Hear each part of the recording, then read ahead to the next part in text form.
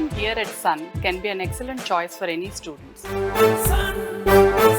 అంటే రణబీర్ సింగ్ కూడా యానిమల్ చూసిన తర్వాత రాముడి పాత్రలో రామాయణంలో ప్రధానమైనటువంటి పాత్రల తాలూకా ఆహార్యాలను పరిచయం చేస్తారేమో. ఆదిపురుషుతో పోలిస్తే ఇది బెటర్గానే కనిపించింది. అలాగే రావణ పాత్రను ఇంట్రడ్యూస్ చేసిన పద్ధతి చాలా క్లాసీగా ఉంది.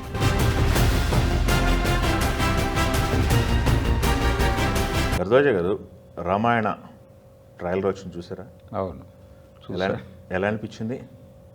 అంటే దీని మీద రకరకాల చర్చలు జరుగుతున్నాయి బయట. అంటే వాళ్ళు ఆల్రెడీ సన్నీ డియోల్ అని చెప్పారు.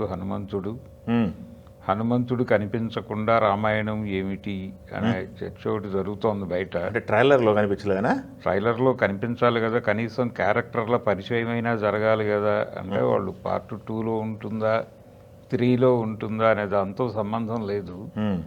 రామాయణంలో ప్రధానమైనటువంటి పాత్రల తాలూకా ఆహార్యాలను పరిచయం చేస్తారేమో అనుకున్న వాళ్ళకి కొంచెం అది ఇబ్బంది కలిగించింది. ఏరియాలో అంతే అంతే.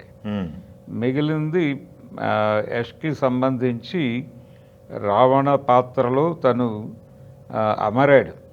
తన దీని రీచ్ అంటే ఆహార్యము ఇవన్నీ కుదిరాయి. యష్కి సెట్ అయింది ఆ క్యారెక్టర్. గంభీరంగా కనిపించాడు. మనం గతంలో ఎస్వి రంగారావు గారిని, ఎన్టీ రామారావు గారిని చూస్తున్నాం. అలా ఆ మేరకు ఆనాడు అతను. కాబట్టి ఆ క్యారెక్టర్తో ప్రాబ్లం లేదు. అలాగే ప్రధానంగా జనాలు డౌట్ ఉంది, సీత క్యారెక్టరు సాయి పల్లవి ఏమిటి అనే దానిలో కొన్ని సందేహాలు ఉన్నాయి. కానీ ఇది చూసిన తర్వాత అవి వెనక్కి వెళ్ళినాయి. వెనక్కి వెళ్ళటానికి కారణం ఏంటంటే, అంటే సందేహాలు రావటానికి తను ఇంతకు ముందు చేసిన క్యారెక్టర్లో కొంచెం రెబల్నెస్ ఉండేది. అది ఎలా వర్కౌట్ అవుతుంది ఇక్కడ అని అనుకున్నారు. కానీ చాలా ప్రశాంతంగా సీత పాత్రలో ఉండేటువంటి ఆ ఉదాత్తత అవన్నీ కూడా కనిపించినాయి. తన ఫేస్లో ఒక సాధ్వికి ఉండేటువంటి సర్వలక్షణాలు అలా మూర్తిభవించినటువంటి పరిస్థితి కనిపించింది. అనుకుంటే అదే మీరు చెప్పింది కరెక్ట్. అలా అనుకుంటే రణబీర్ సింగ్ కూడా యానిమల్ చూసిన తర్వాత రాముడి పాత్రలో అదే అంటే రణబీర్కి సంబంధించి కొంత తను ఆ క్యారెక్టర్లోకి మెర్జ్ అయ్యాడు. కానీ ఆ రాముడిలో ఉండేటువంటి ఒక బ్యాలెన్స్ అంటారు, అంటే సమతుల్యం, ఆ సమతుల్యము అనేది కొంత మిస్ అయిందా అని అనిపించింది. కానీ కంపారిటివ్గా ఆదిపురుషుతో పోలిస్తే ఇది బెటర్గానే కనిపించింది. ఆదిపురుషుతో పోల్చాల్సిన సినిమా కాదులేండి, ఎందుకంటే ఇది కంప్లీట్ సినిమా. ఇది మన మన మన దాన్ని వరల్డ్ వైడ్గా ప్రపంచవ్యాప్తంగా విజువల్ వండర్గా చేయాలని చూస్తున్నారు. దీన్ని జనరల్గా టీవీ సీరియల్గా రామాయణం వచ్చినప్పుడు కూడా ఒక కంపారిజన్ నడిచేది.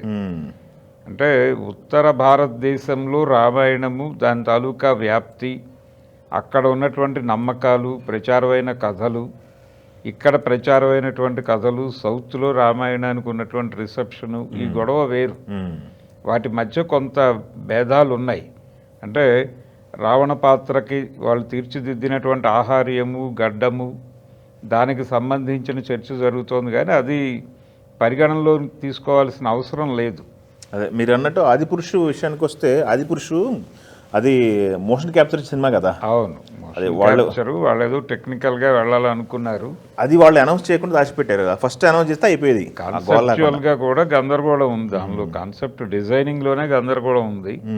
Nitish Tiwari according to text వెళ్ళే ప్రయత్నమే చేశాడు దీనిలో. టెక్స్ట్ నుంచి డీవియేషన్స్ ఏమీ లేవు, అలాగే నడిచింది. అలాగే రావణ పాత్రను ఇంట్రడ్యూస్ చేసిన పద్ధతి చాలా క్లాసీగా ఉంది.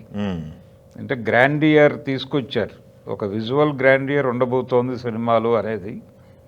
అలాగే చర్చించదలుచుకుంటే రాముడి పాత్రను వీళ్ళు గుర్రం మీద చూపించారు. అది ఇప్పటిదాకా జరగలేదు. అంటే విశ్వామిత్రుడితో కూడా ఆయన కాలినడకన వెళ్ళినట్లుగానే మనకి ఇప్పటివరకు వచ్చిన రామాయణాలన్నీ చెప్తూ వచ్చినాయి. దాంతో ఇది కూడా ఒక కొత్త షాట్గానే చూశారు జనాలు. అవును. కానీ పర్వాలేదు, అంటే up to the mark cinema వీళ్ళు కొంత నేల మీద నిలబడే సినిమాని తీశారు అనేది అనిపించింది.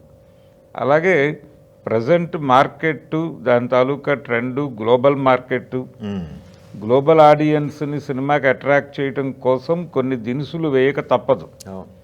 అవి కూడా చేశారు, ఆ మ్యాజిక్ కూడా కనిపించింది. అందుకని రావణ పాత్రని అలా డిజైన్ చేశారు. ఇది ఆ రెండు పాత్రలని ఎస్టాబ్లిష్ చేయటంగా ఫస్ట్ పార్ట్ ఉండేలా కనిపిస్తోంది. అవును.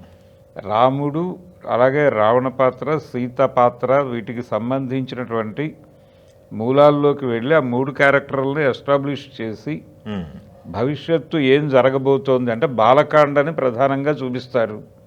కాబట్టి రణబీర్ కపూర్ కంటే కూడా బాలరాముడిగా ఎవరు కనిపిస్తారు అనేది ఇక్కడ రివీల్ చేయలేదు, కానీ అక్కడి నుంచి మొదలవుతుంది కథ. అది ఇప్పుడు ఈ సినిమా ఫస్ట్ పార్ట్ విషయానికి వస్తే సీతాపహరణం వరకు ఉంటుందేమో. సీతాపహరణం వరకు వెళ్ళొచ్చు. అంటే చూపించారు, షార్ట్లు చూపించారు కదా. అవును, సీతాపహరణం వరకు ప్లాన్ చేసుకుని ఆ తర్వాత పార్ట్ 2 యుద్ధము, అవన్నీ పట్టాభిషేకం, అవన్నీ పార్ట్ 2గా పెట్టేసుకుని ఉండొచ్చు వాళ్ళ సెగ్మెంటైజేషన్లో. బడ్జెట్ కూడా చాలా హెవీగానే చెప్తున్నారు ఈ ప్రాజెక్ట్కి. ఇన్ టోటల్ వాళ్ళు 4,000 crore అంటున్నారు. అవును. అంటే పార్ట్ 1కి ఎంత ఖర్చు పెట్టారు అనేది కాదు, కానీ బ్రాడర్గా వాళ్ళు 4,000 అనే మాట చెప్పారు. 4,000 crores బడ్జెట్ పెట్టుకున్నారు 2 పార్ట్లకి కలిపి. అది కాకుండా పబ్లిసిటీ ఊరికే ఓన్లీ 370 కోట్లేమో ఇంటర్నేషనల్ వైజ్ పబ్లిసిటీ చేయాలని చెప్పేసి. అవును, సినిమాని పుష్ చేయాలి కదా ప్రతి చోట. ఇది ఇండియన్ మైథాలజీ, దీనికి సంబంధించినటువంటి కొంత ఆ మూలాలను పరిచయం చేయకపోతే సినిమా వెళ్ళదు.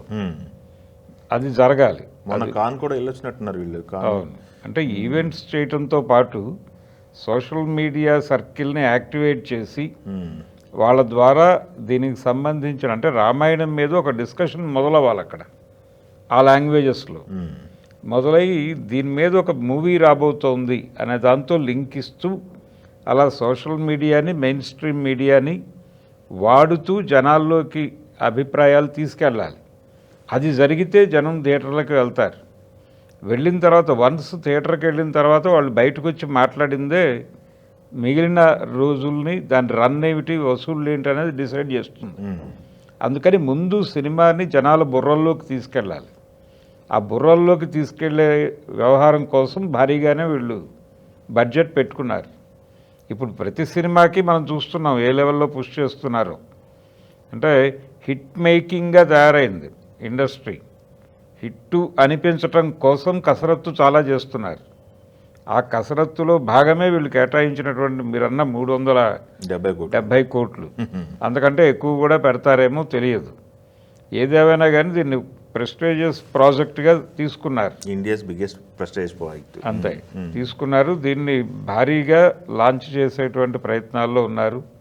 ఈ సన్నాహాలు, సన్నీ డియోల్ మరి హనుమంతుడిగా ఎలా కనిపిస్తాడు, అది 2కి కాబట్టి మనం అప్పుడు రివీల్ చేద్దామని అనుకుని ఉంటారు. లేదు, ఈలోపే హనుమంతుడు ప్రత్యేకమైన పాత్ర కాబట్టి మేము దాన్ని అలా రివీల్ చేస్తామని అనుకుని ఉండదు. దానికి ఒక స్పెషల్ గ్లిమ్స్ ఏదో రిలీజ్ చేసే ఛాన్స్ కనిపిస్తోంది. రామాయణంలో చాలా పాత్రలు ఉన్నాయి, హనుమంతుడు ఉన్నారు, సుగ్రీవుడు ఉన్నారు, లేకపోతే ఇంకా ఉన్నప్పటికీ రామాయణంలో హనుమంతుడి పాత్ర చాలా కీలకం. అవును.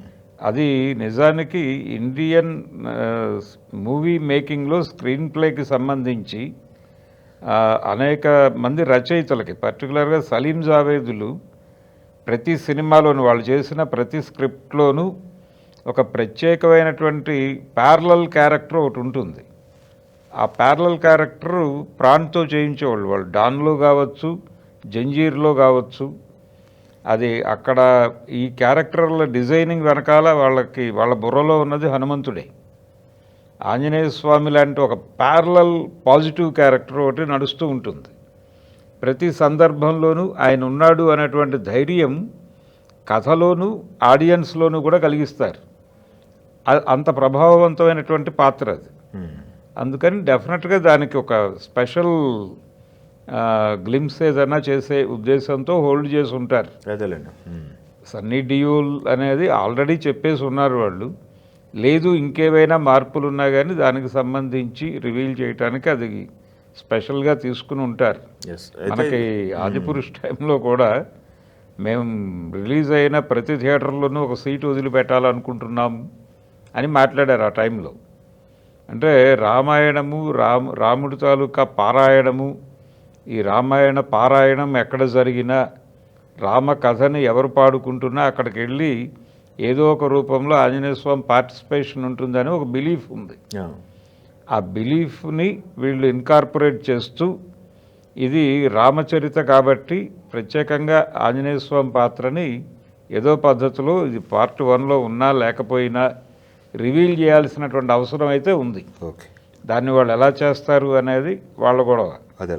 రెండోది మేకింగ్కి సంబంధించి తెలుగు రామాయణాలు, పర్టికులర్గా సౌత్ ఇండియన్ రామాయణం చిత్రాలకి, నార్త్ ఇండియన్ రామాయణం చిత్రాలకి ఒక కంపారిటివ్ స్టడీ కూడా మొదలైంది.